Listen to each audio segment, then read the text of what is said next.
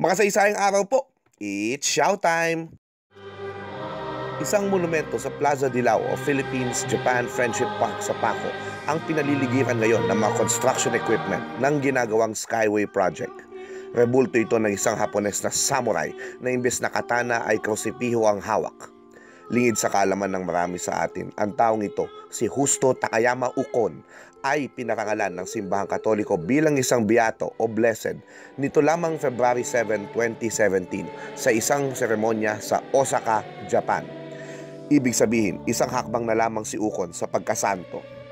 Bilang pagdiriwang, isang exhibit ang iahandog ng Department of Tourism na bubuksan sa pamamagitan ng isang panayam ng historiador na si Dr. Jose Victor Torres na pinamagatang Lord Justo Takayama Ukon and the Christian Century in Japan sa hapon ng February 17 sa mismong Katedral ng Maynila.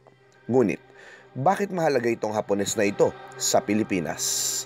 Matatandaan na noong ika-16 na siglo, sinimulan ni Saint Francis Xavier at ng mga misyonero ang pagpapalaganap ng Katolisismo sa Hapon.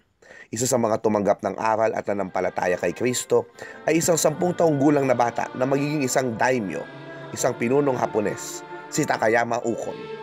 Pinakumpiska ng pinunong si Hideyoshi ang mga ari-arian ni Ukon at ipinatapon sa malayong lugar dahil sa kanyang pananampalataya, ngunit muli rin silang naging magkaibigan.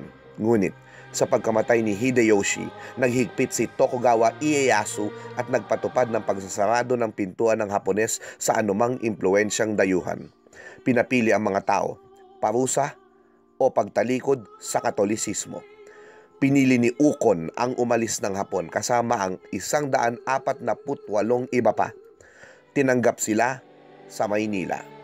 Sa kasamaang palad, 40 araw pagdating sa Maynila, namatay si Ukon noong February 1615 sa edad na 63. Ang kanyang mga kababayan ay nanirahan sa Paco na nakilala bilang Dilao.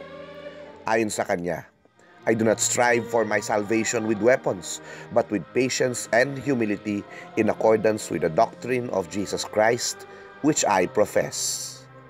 Ako po si Xiao Chua para sa PTV News. And that was Showtime.